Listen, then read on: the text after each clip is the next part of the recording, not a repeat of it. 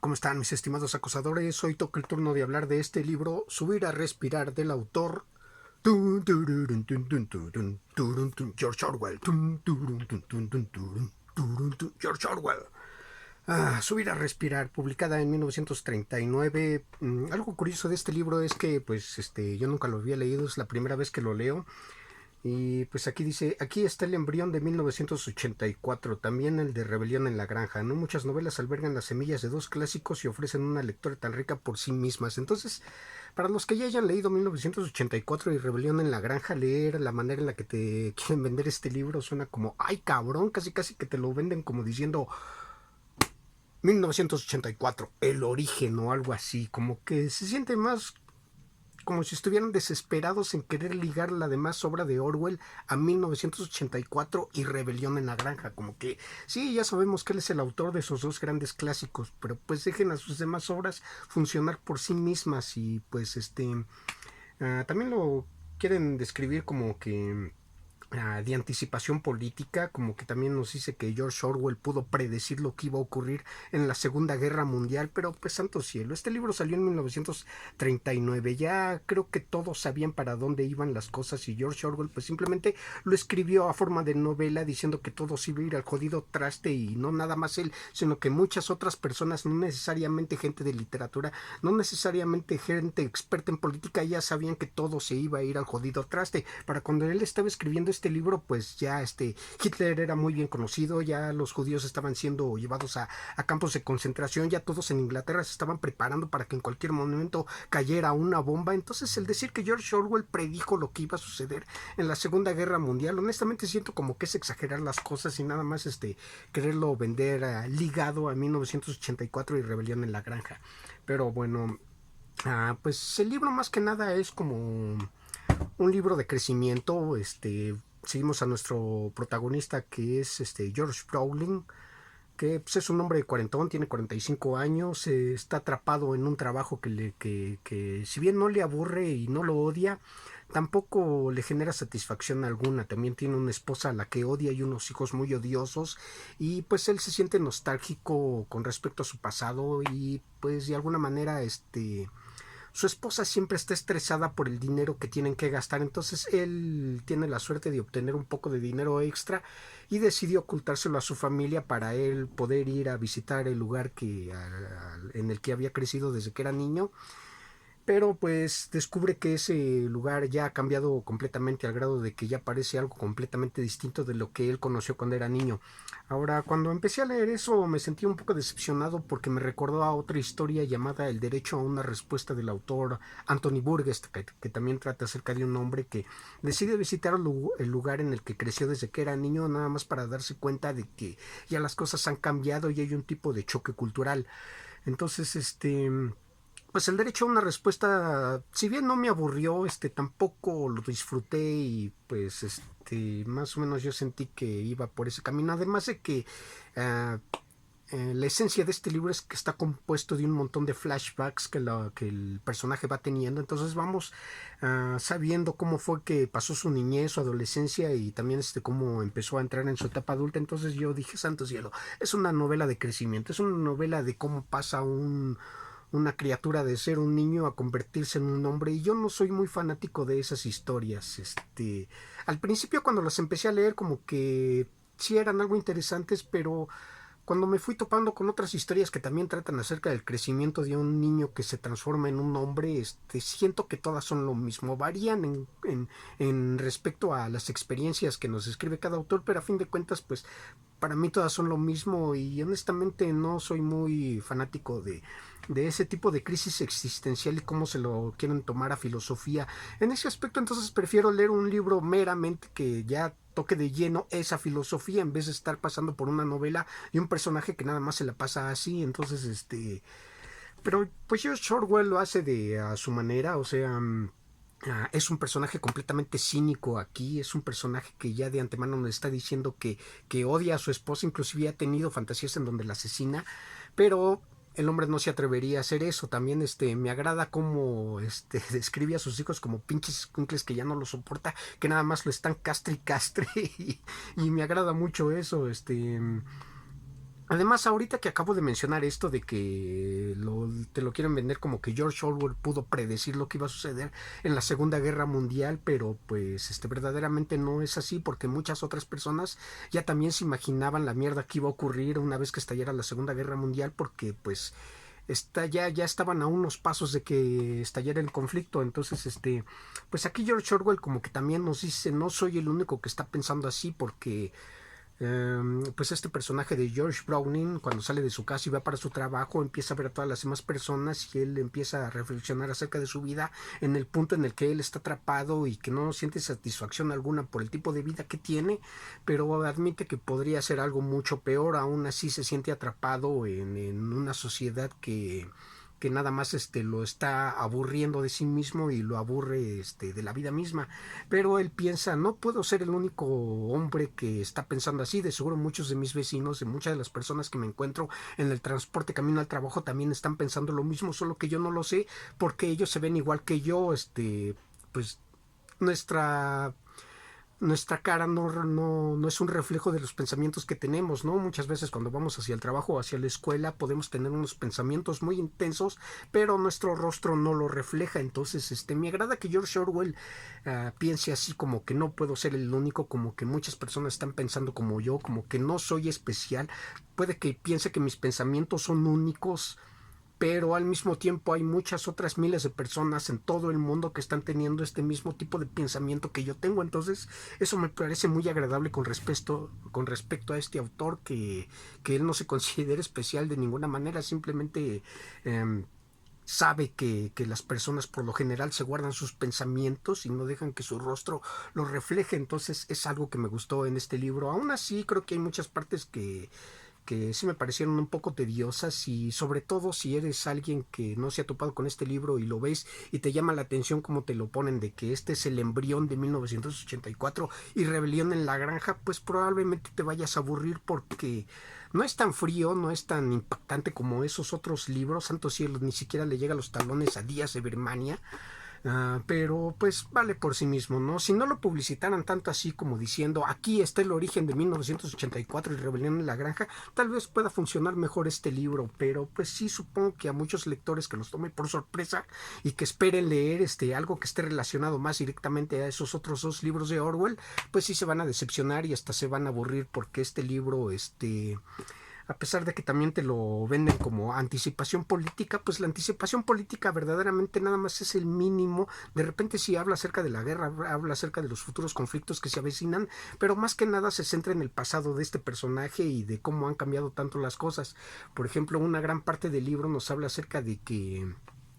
cuando era niño le gustaba mucho ir a pescar, y ahora que es adulto quiere volver a ir a pescar, pero le es muy difícil, sobre todo porque su esposa se la pasa criticando lo de que él quiere ir a pescar, y él le dice, no, pero los hombres de tu edad ya no deberían de hacerlo, es que a lo mejor no vas a pescar nada, es que nada más vas a gastar dinero en la caña de pesca, es que vas a quedar en ridículo y cosas así. Entonces él por eso se quiere escapar, se da una escapada porque quiere hacer las cosas sin que sus hijos, sin que su esposa le estén chingando la madre. Pero una vez que llega al lugar en el que él recordaba que pescaba de niño en el río Tames, sí se da cuenta de que ya está todo completamente contaminado, de que ya hay muchos barcos ahuyentando a los peces, de que hay muchos otros pescadores que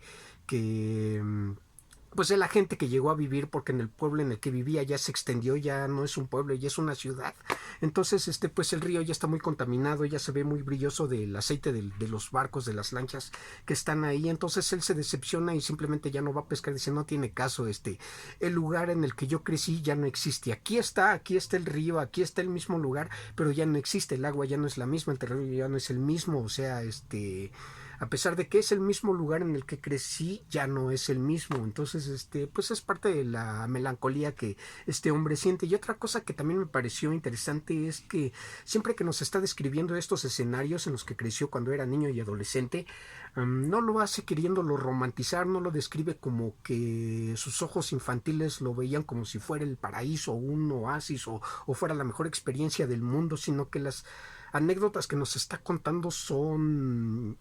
hasta llegan al punto de ser patéticas, pero él dice, es parte de mí, es parte de mi infancia, fue parte de mi crecimiento y a mí me importan mucho. Entonces es también otro punto a tomar en cuenta, de que pues algo que a nosotros a nivel personal nos es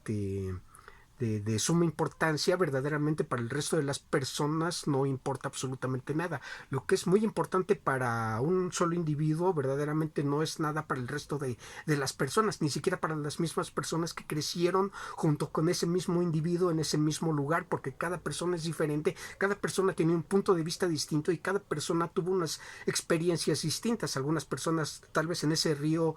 se la pasaron genial, otras personas crecieron odiando ese río, tal vez porque tuvieron alguna mala experiencia. A fin de cuentas es el mismo jodido río y a fin de cuentas pues igual ya han pasado muchas cosas a través de él. El agua que pasó por esos años pues ya se fue, ya no es la misma. Y pues él nos lo describe así, como que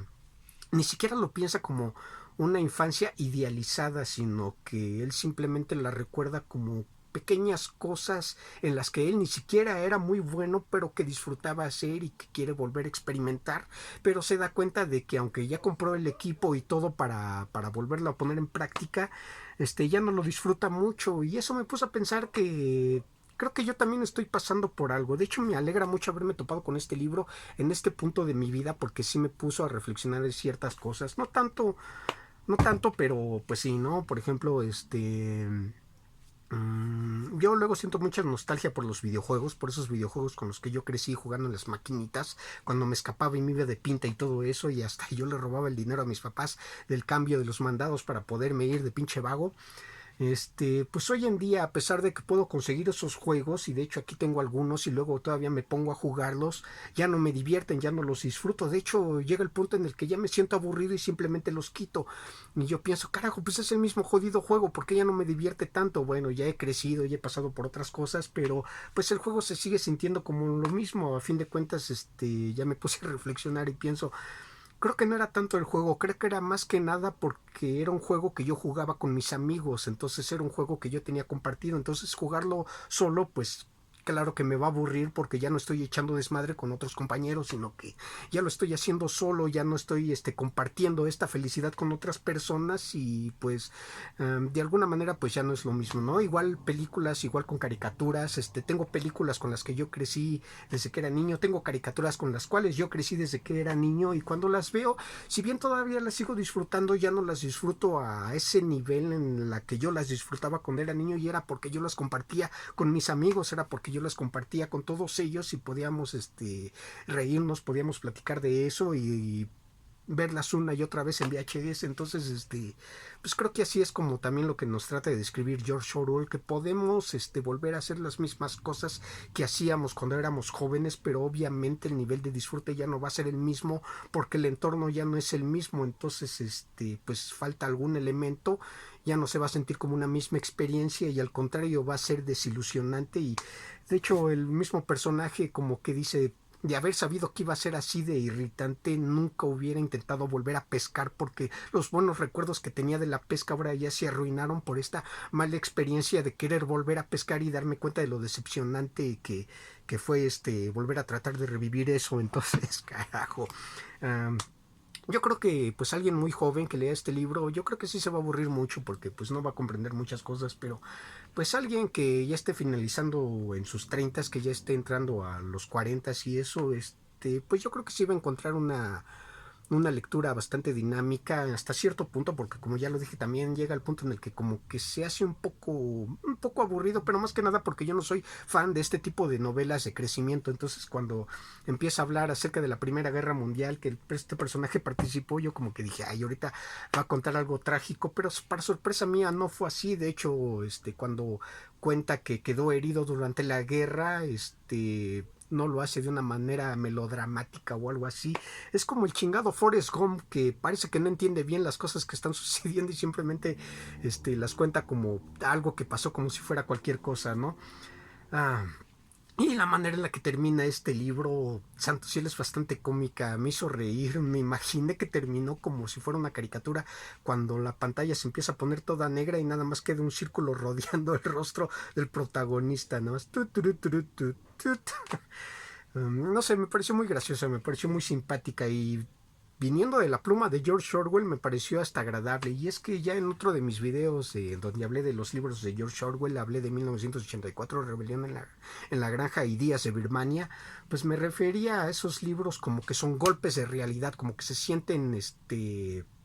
unos golpes bastante cabrones porque los personajes quieren hacer algo, los personajes tienen algún tipo de ideología y más tarde o más temprano son golpeados por la realidad en la que estos personajes están viviendo y entonces uno como lector pues está acompañando en el suplicio de estos personajes. Entonces también gran parte de este libro yo nada más estaba pensando, santo cielo, en cualquier momento va a haber un golpe de realidad, ¿no? Porque pues este personaje uh, ya aquí en el libro ya todos saben que va a estallar la Segunda Guerra Mundial, ya todos aquí le tienen miedo a Hitler, ya todos nada más están esperando que pasen aviones bombarderos bombardeando Inglaterra. Entonces yo dije, en cualquier momento va a suceder alguna chingadera así. Y sí, en algún momento cuando él está visitando el lugar en el que creció desde que era niño, alcanza a escuchar el sonido de una bomba cayendo, entonces él se pone a cubierto y sí, todo explota, pero no fue lo que pensaba. O sea, sí fue una bomba, pero todavía no fue un ataque de los alemanes. Más que nada fue como un accidente o algo así. Entonces yo dije, santo cielo, aquí está por fin el golpe de realidad. Pero cuando dicen, no fue lo que creímos, todavía no son los alemanes, pero sí van a ser los alemanes más adelante. O sea, no se confíen, cabrones. Ahorita no fueron ellos, pero indudablemente van a llegar. De hecho, aquí ya se ve que están educando a todos los niños en las escuelas para que sepan ponerse una máscara antigas y puedan ir a un refugio cuando empiecen a escuchar ya los aviones bombarderos aproximándose a la ciudad.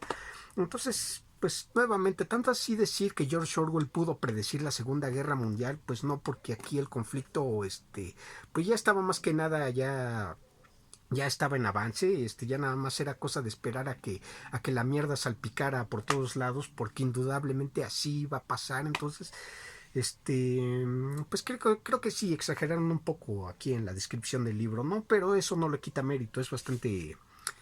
funciona por sí mismo, ¿no? Si te gustan historias como El derecho a una respuesta de Anthony Burgess o La náusea de Jean-Paul Sartre o Damián de Hermann Hesse, yo creo que sí te va a gustar Subir a respirar del autor George Orwell. Entonces, mis estimados camaradas, nos vemos en la siguiente.